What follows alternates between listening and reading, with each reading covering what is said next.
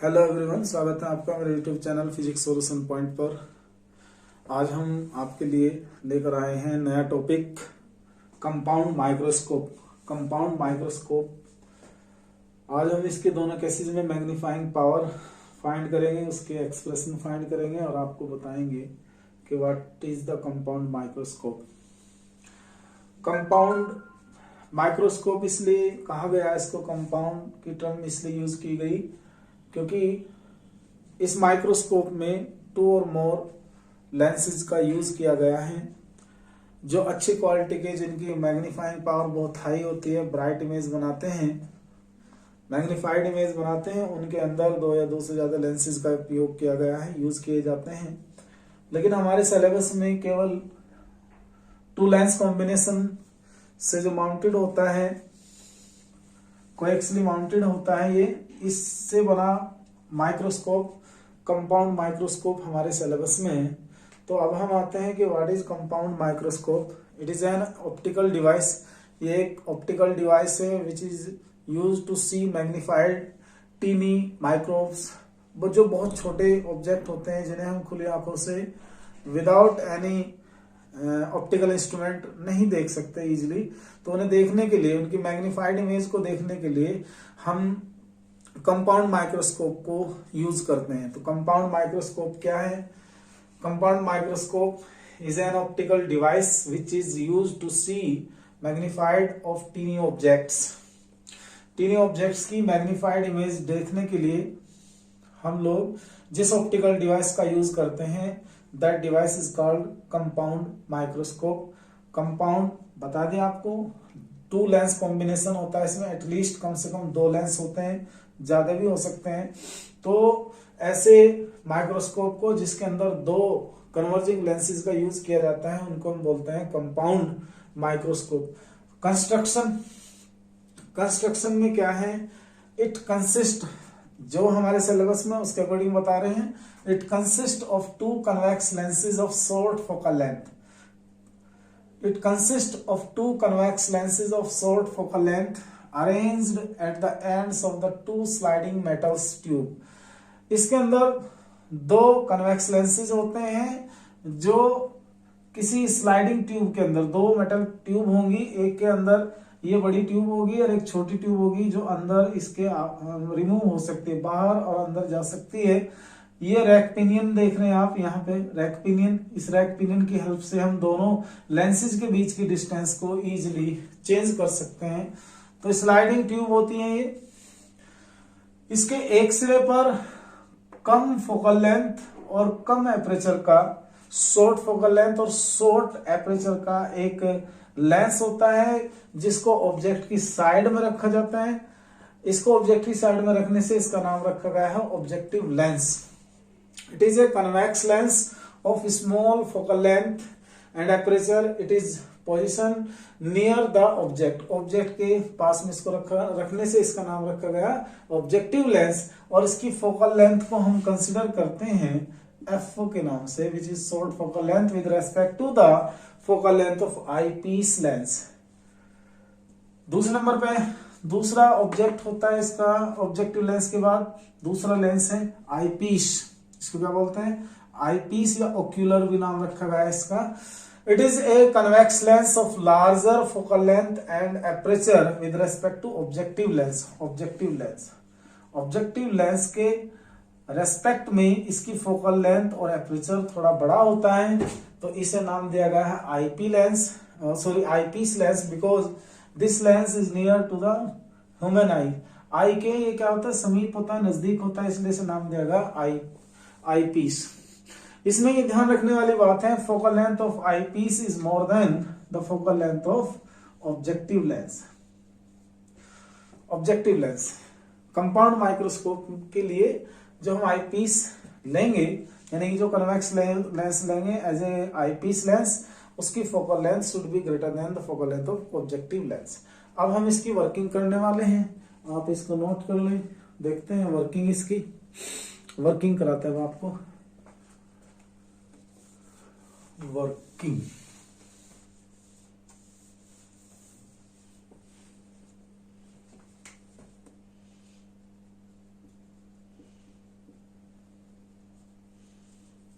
Working, पहला इसमें case first, कौन से केस की वर्किंग देखेंगे? Case first, when the final image, and the final image forms at the least distance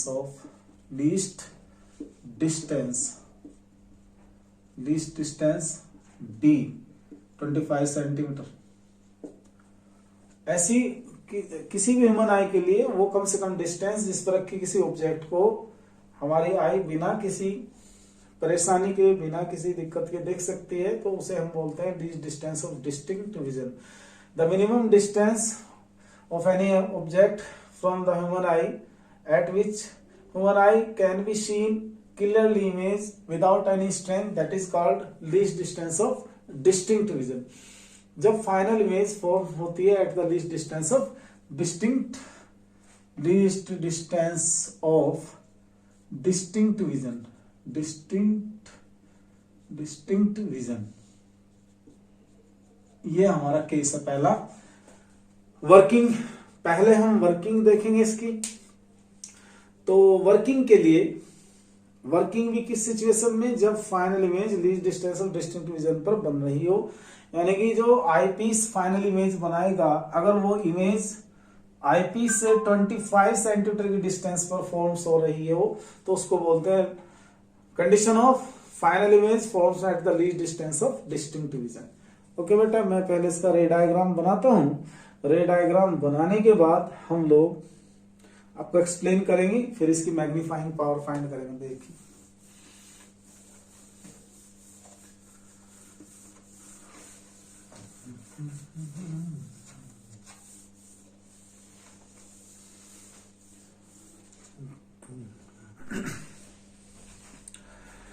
working in case first, when the final image forms at the least distance of distinct vision.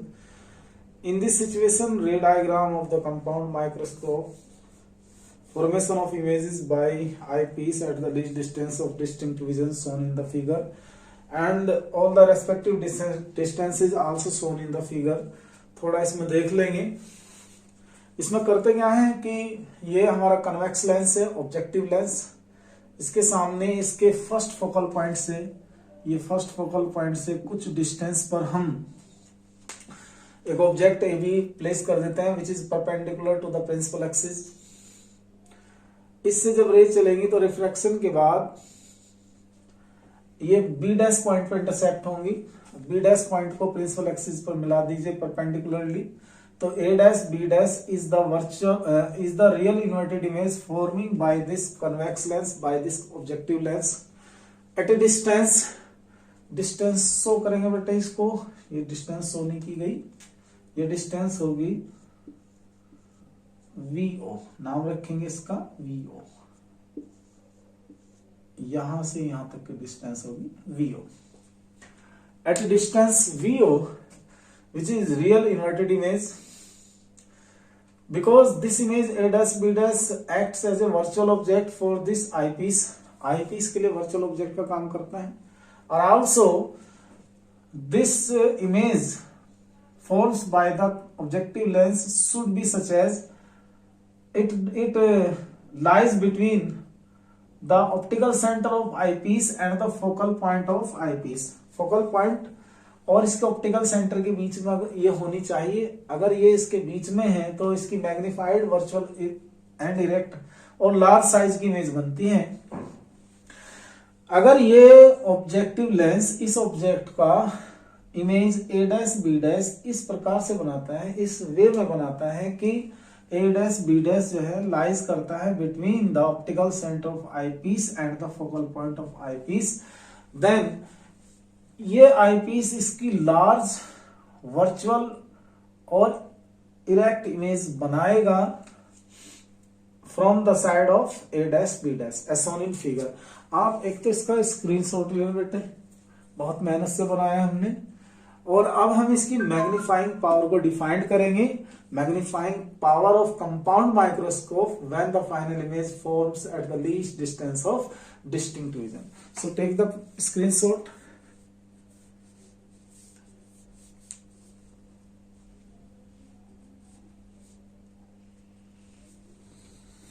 Okay. Now we defined the magnifying power of compound microscope in the case when the final image formed at the least distance of distinct vision. Adding डालते हैं magnifying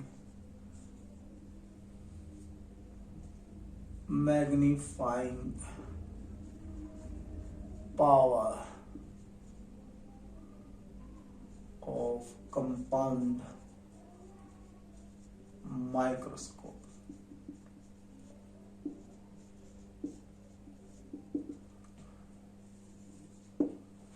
It is defined as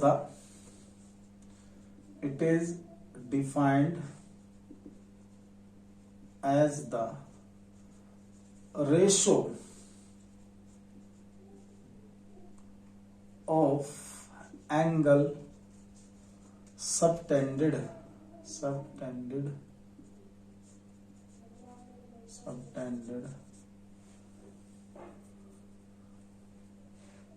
at eye by the final image to the angle subtended by the object at the eye when both कौन image and object is at least distance of distinct vision.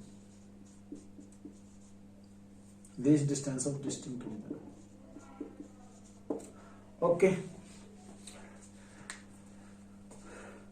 It is defined as the ratio of the angle subtended at eye by the final image.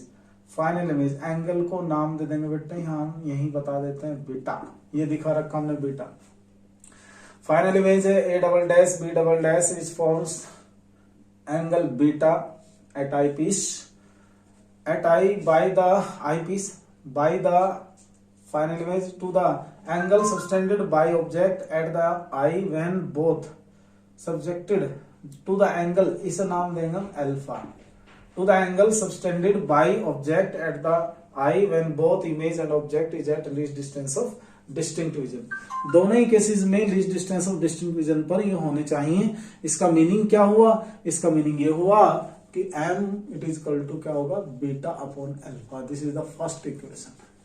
m is equal to beta upon alpha. ये first equation बनी बेटा. अब हम figure से देखते हैं कैसे find करते हैं बीटा और अल्फा. इसको देखते हैं. तो इसको देखने का तरीका होना चाहिए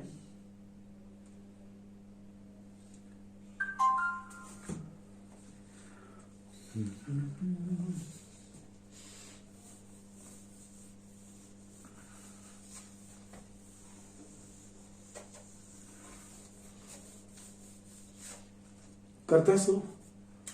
फ्रॉम फिगर इन ट्रायंगल, पहले ये लेते हैं बीटा वाला. In triangle A double dash B double dash E. Beta क्योंकि ये बहुत छोटा एंगल होता है तो इसे हम लिख सकते हैं in terms of radian. Beta can be written as beta is equal to tan beta written as A double dash B double dash divided over perpendicular upon base A double dash E. This is the second equation. In triangle, दूसरा triangle ले लो ABE. Alpha tan alpha. Alpha is equal to tan alpha, which is formed as AB divided over A double dash E. Third equation. Now we have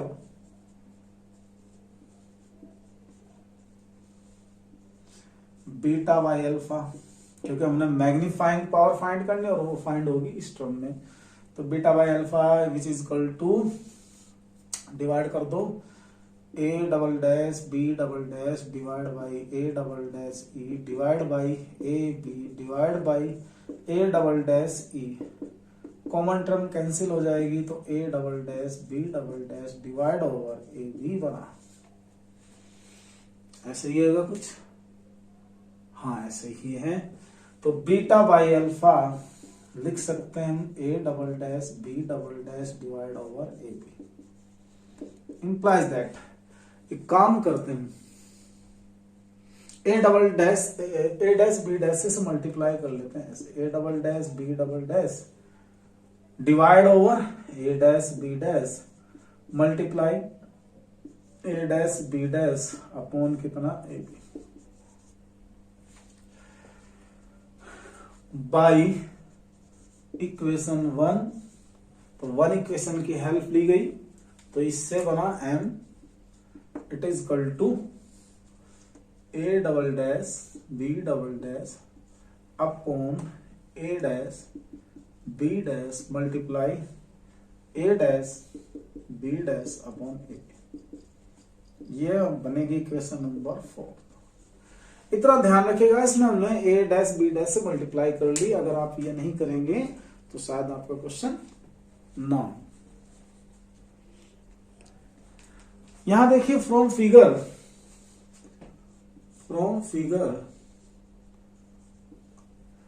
हमने पढ़ा है magnification m is equal to h i over h. अरे size of the image upon size of the object और it should be equal to v upon u, यही तो होता है। अब बात करते हैं नाउ इस फार्मूले को ध्यान में रखते हुए, इसको h i upon h o it is equal to v upon u। H i means size of the image to the size of the object, size of the image to the size of the object. तो now a dash B dash की बात की जाए upon A b, it is the size of the image a dash b dash making by objective lens at a distance VO and of object AB at a distance UO। तो ये क्या रखा जाएगा, VO upon UO with sign convention. VO right में, UO left में, तो ये distance negative, ये डिस्टेंस पॉजिटिव बना। इसके बाद हमारा बनना चाहिए एंड दूसरी टर्म लेता हूं मैं A double dash B double dash divide over A dash B dash size of the final image upon size of the virtual object A dash B dash. This should be equal to कितना, यहां से यहां तक की distance according to this formula minus का D divide over A dash B dash, ये कहां से आएगा u, ये वाली डिस्टेंस बैठेगी अकॉर्डिंग टू दिस फार्मूला, ये आएगी माइनस का u। तो ये दोनों टर्म देखो आपने a dash B dash upon A B show करके दिखाया vo अपॉन माइनस u, और a double dash B double dash upon A dash B dash ये शो किया हमने माइनस डी अपॉन uo। तो we should replace these values in this equation 4। आप इसको रब स्क्रीनशॉट ले लें, फिर मुझको इसको रब करना है तो देखें कैसे बनेगा भाई।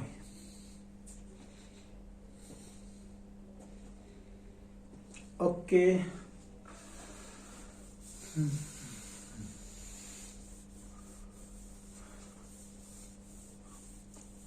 माझे चल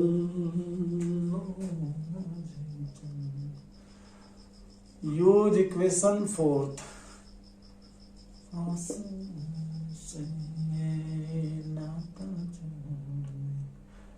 इससे ये कैंसिल हो जाएगा, कैंसिल बना तो बचा हमारा डी बाई यू ई, और ये बनेगा हमारा सर जी minus v o upon u. तो capital M minus d by you e multiply v o upon u o. This is the equation number 5th, which is the general formula। यहाँ लिख देंगे which is the general formula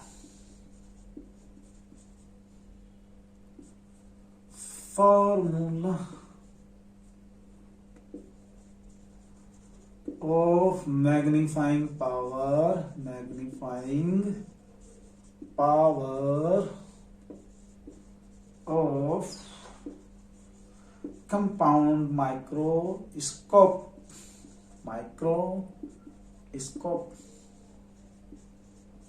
चलो okay. अब हमें use करनी है term, क्या क्या बोला, डी अपॉन यू को रिप्लेस करना। क्या लिखेंगे, सिंस वी नो दैट, पहले ऐसे लिखें for eye piece. Now for eye piece के लिए देखते हैं, क्योंकि फाइनल इमेज तो यही बना रिया है। तो 1 upon F it is equal to 1 upon V minus 1 upon U, जब हम आई पीस के लिए ले रहे हैं। आई पीस के लिए फोकल लेंथ कितनी है, वह है 1 अपॉन एफ सी। आई पीस से फाइनल इमेज की डिस्टेंस कितनी है, वो है डी, और वो भी कहा है माइनस का डी। आई पीस के लिए वर्चुअल ऑब्जेक्टिव डिस्टेंस कितनी है, यूओ विद साइन माइनस का यूई। अब एक काम करते हैं, ये बनाने की कोशिश कीजिएगा, डी अपॉन यूई, तो दोनों तरफ मल्टीप्लाई कर देता हूं मैं, D upon F C it is equal to D by minus D minus, मुझे बनाना ना, माइनस माइनस प्लस होगा डी बाई यू ई, ऐसा कर लेते हैं। एक काम करते हैं,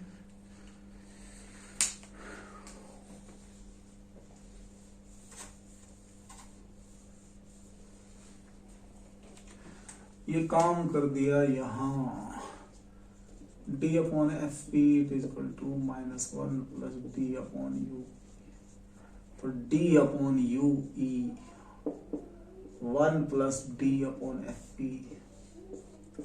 ये वाली वैल्यू कहां रिप्लेस कर दूंगा, यहां पुट इन फिफ्थ में रखा, तो मिला अल्लाह रखा। ये बनेगी इक्वेशन हमारी कैपिटल एम, और ये आएगा कंपाउंड माइक्रोस्कोप का वैल्यू माइनस का VO upon UO 1 plus D upon F E, which is the magnifying power of compound microscope when the final image format the least distance of distinct vision। आप please इसको note करें, video pause करके note कर लें।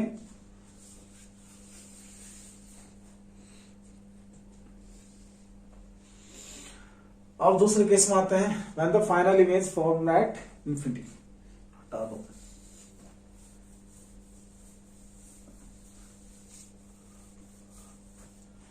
दूसरा case है इसका case second,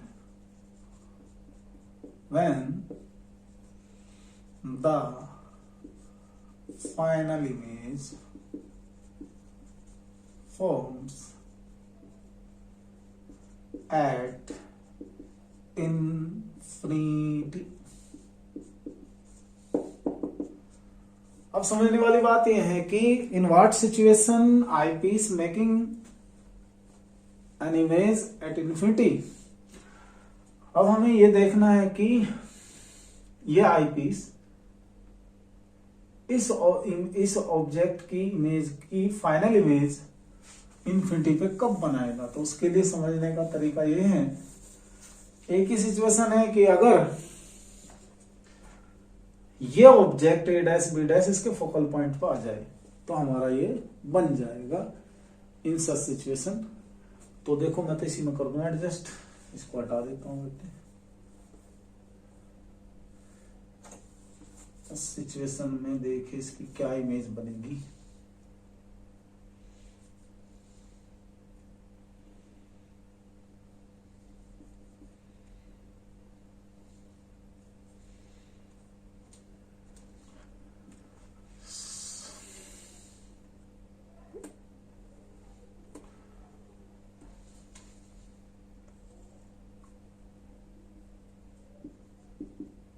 ये होगा पॉइंट हमारा focal point, this image should be format the focal point of eye piece, focal point of eye piece. ये इमेज फोकल पॉइंट के आई पीस पे बननी चाहिए अगर इसको इन्फिनिटी पे बनना है। तो ऐसी सिचुएशन में इसका रे डायग्राम कैसे होगा? अरे भाई, अच्छा बनाने के चक्कर में बार बार गड़बड़ हो जाता है। ऐसे इस रे को पीछे बढ़ाना है। ये सिचुएशन होगी। इस सिचुएशन में ये डायग्राम बनेगा।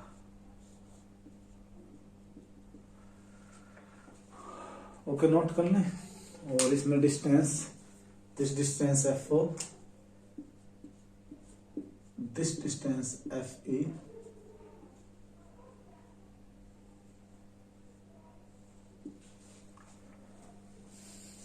FC, और ये VO, ये FO, ऐसा ही रहने दे।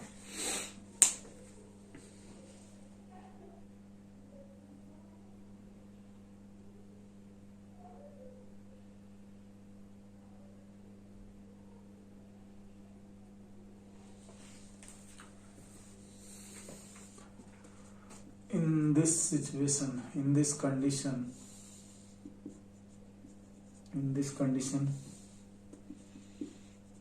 image formation by eyepiece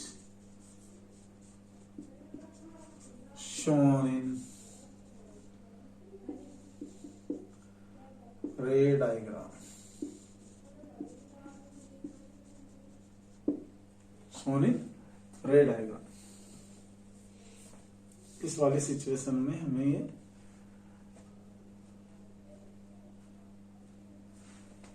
now magnifying power निकालेंगे।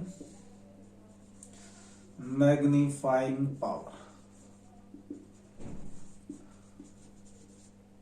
आपको मैंने इसमें पिछले वाले इससे पहले वाले केस में ये बताया था कि which is the general magnifying power of the compound microscope. ये फार्मूला बताता है, कहते हैं ना आपके DU/UE।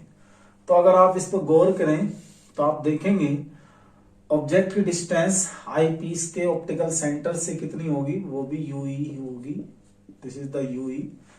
तो इसमें पुट कर देंगे बहुत ही simply, UE it is equal to FE put कर दें तो हमारा फार्मूला बनेगा M it is equal to minus का VO/UO multiplied D/FE, which is the required magnifying power of compound microscope when the final image format infinity। तो आप इसे note कर लें। इसके बाद लेंथ ऑफ कंपाउंड माइक्रोस्कोप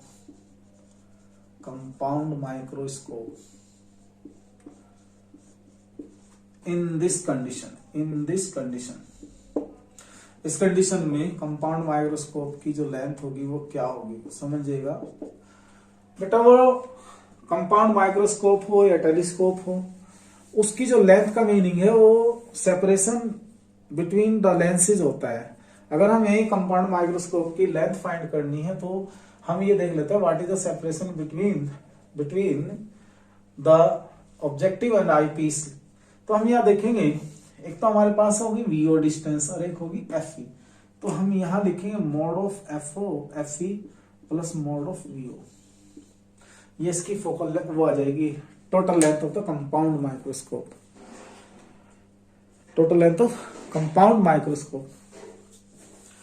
देखिए आज का टॉपिक यहीं छोड़ते हैं इसको। ये टॉपिक कंप्लीट हो चुका है। एक इस पर न्यूमेरिकल प्रॉब्लम देखते हैं, उसको करते हैं। यदि आप चैनल पर नए हैं और आपने इससे पहले की, मैंने पूरा का पूरा ऑप्टिक्स करा दिया है, बस ये टॉपिक रह रहा है कंपाउंड माइक्रोस्कोप और टेलीस्कोप। 2 प्रॉब्लम रह रही है, उनमें से आज ये भी होगी। तो आप जो है ना, अगर आप इस चैप्टर की सारी वीडियोस देखना चाहते हैं तो आप चैनल की प्लेलिस्ट पर जाकर करें, क्योंकि मैंने चैनल अभी स्टार्ट किया है और मुझ पर ये सही तरीके से बनाना नहीं आता भैया। तो सीधा सा तरीका है कि अगर आपको सभी वीडियोस देखनी है तो आप please go to playlist of my channel. तो आप चैनल की प्लेलिस्ट पर जाकर आप उन वीडियोस को देख लीजिए, सिस्टमेटिकली दी हुई है। अगर आपको मेरा पढ़ाया हुआ अच्छा लगा हो तो please subscribe my channel. Thanks for watching, thanks for being us. अरे हाँ सॉरी, मुझे एक न्यूमेरिकल कराना आपको इस पे बेस्ड, ताकि ये टॉपिक ही खत्म हो जाए हमारा। तो मैं भी एक न्यूमेरिकल लिखता हूँ, तब तक आप इसको पॉज मारो।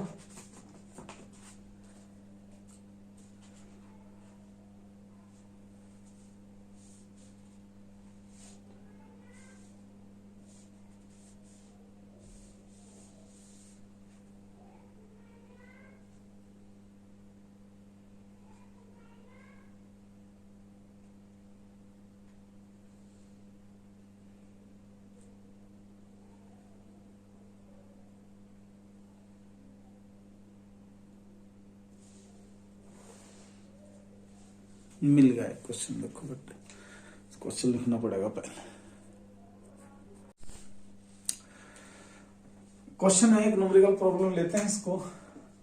देखिए क्या कहता है, A compound microscope used an objective lens of focal length 4 centimetre and eye piece of focal length 10 centimetre. An object is placed at 6 centimetre from objective lens. Calculate the magnifying power if the final image forms at near point. Length of the compound microscope in this case, magnifying power if the final image forms at infinity। तो इसमें हमें अच्छा, इसमें एक और जोड़ लेते हैं क्वेश्चन। लेंथ फाइंड कर लेते हैं, length of compound microscope. Compound microscope थोड़ा ये मैं अपनी तरफ से जोड़ रहा हूं। इसमें लेंथ कंपाउंड माइक्रोस्कोप इन दो केसेस के लिए है। इस पहले केस के साथ अलग होगी कंपाउंड माइक्रोस्कोप की टोटल लेंथ, और इस केस में अलग होगी कंपाउंड माइक्रोस्कोप की लेंथ। तो आज सॉल्यूशन करते हैं इसका। बड़ा सिंपल सा सॉल्यूशन है, देखते हैं solution of first. Given that distance of the object from the objective is equal to कितना, 6 सेंटीमीटर माइनस 6 सेंटीमीटर। एक बात, ऑब्जेक्टिव की फोकल लेंथ कितनी है, 4 सेंटीमीटर। आई पीस की फोकल लेंथ कितनी है, एफ माइनस का प्लस का 10 सेंटीमीटर, तो प्लस 10 सेंटीमीटर होगा। और नियर पॉइंट का मतलब होता है least distance of distinct division, least distance of distinct division.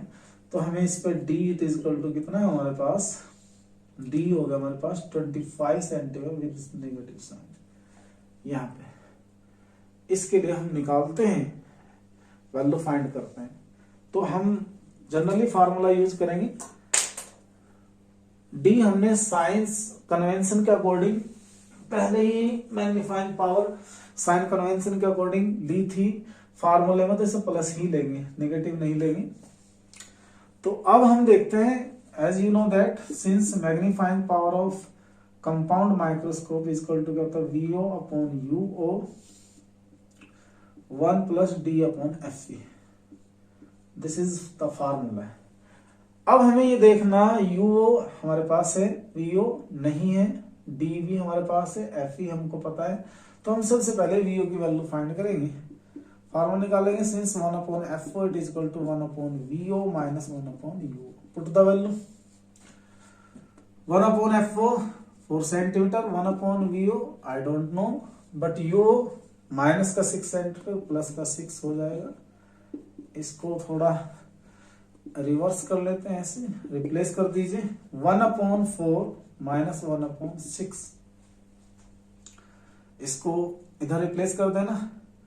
LCM both of them 4 6 का 12 3 2 1 upon VO, तो ये बचेगा 1 upon VO is equal to 1 upon 12, और VO की वैल्यू कितनी आई, 12 सेंटीमीटर। इसे भी ध्यान रखेंगे, शायद ये कहीं काम आए हमारे। तो ये बना बेटा। तो अब हम करते हैं यूज इक्वेशन 1। तो m it is equal to minus का VO 12 है, डिवाइड बाई UO -6 है। एंड 1 प्लस डी कितना है 25 डिवाइड बाई एफ ई कितना था शायद 6, एफ ई हमारा 10 है, तो इससे कैंसिल हो जाएगा। M it is equal to 2 into 1 plus 2.5, तो M it is equal to 2 1.5 and sorry 1 plus 2.5 कितना 3.5, तो M it is equal to कितना होगा 7.0, तो इसकी मैग्नीफाइंग पावर कितनी होगी 7.0। नोट कर लें आप। और कंपाउंड माइक्रोस्कोप की लेंथ कैसे निकालते हैं, इस केस में लेंथ कितना आ जाएगी, लेंथ होगी हमारे पास फार्मूले के अकॉर्डिंग, वो होगा फार्मूला हमारा it is equal to VO plus mod of UE. तो वीओ कितना है, वीओ हमने निकाला था सर 12 ये रहा, और यूई कितना है -6 मोड में कितना 6, तो ये होगा 18 सेंटीमीटर। एक आंसर आपका यहाँ आया और एक आंसर आपका बना ये। तो ये दोनों क्वेश्चन तो हमारे हो गए। आप स्क्रीनशॉट ले लें, पॉज करके देख लें, जो कुछ करना है कर लें, और समझ में आ गया हो तो उससे तो बेहतर कुछ है ही नहीं।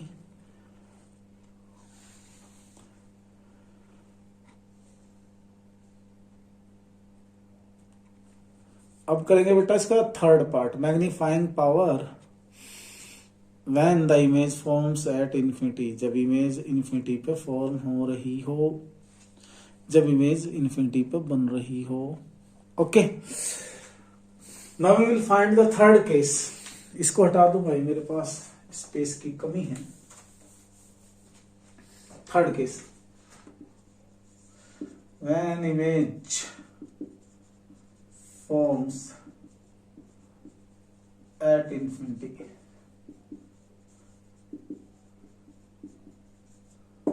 तो इन दैट केस हमने फार्मूला बताया था M it is equal to minus का वीओ अपॉन कितना यूओ मल्टीप्लाई कितना डी अपॉन एफ ई, ये तो था पुटता वैल्यू। माइनस वीओ तो 12 आया, यूओ माइनस का 6 था, यू -6 था, डी कितना हमारा 25, एफ ई कितना है एफ ई 10, तो ये देखिए कितना बनेगा एम 6 2 12, और इससे कैंसिल 10 से 2.5, तो ये आया, एक आंसर आ गया ये। इसकी इस कंडीशन में मैग्नीफाइंग पावर कितनी आएगी 5।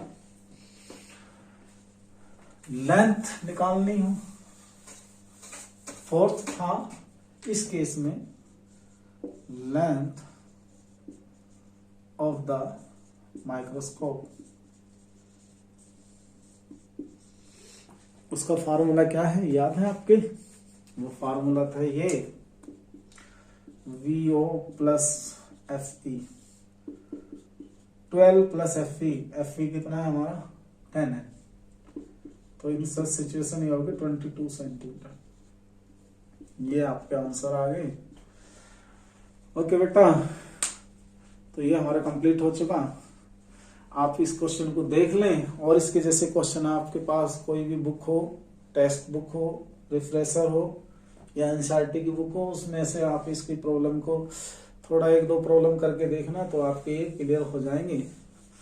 कल मैं आपको नया टॉपिक पढ़ाऊंगा। टॉपिक का नाम होगा एस्ट्रोनॉमिकल टेलीस्कोप। उसकी सेम है जैसे ये किया, ऐसे ही इसकी न्यूमेरिकल प्रॉब्लम करेंगे, मैग्नीफाइंग पावर फाइंड करेंगे।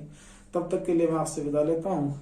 अल्लाह हाफिज, गुड बाय, नमस्ते, सत श्री अकाल, गुड नाइट।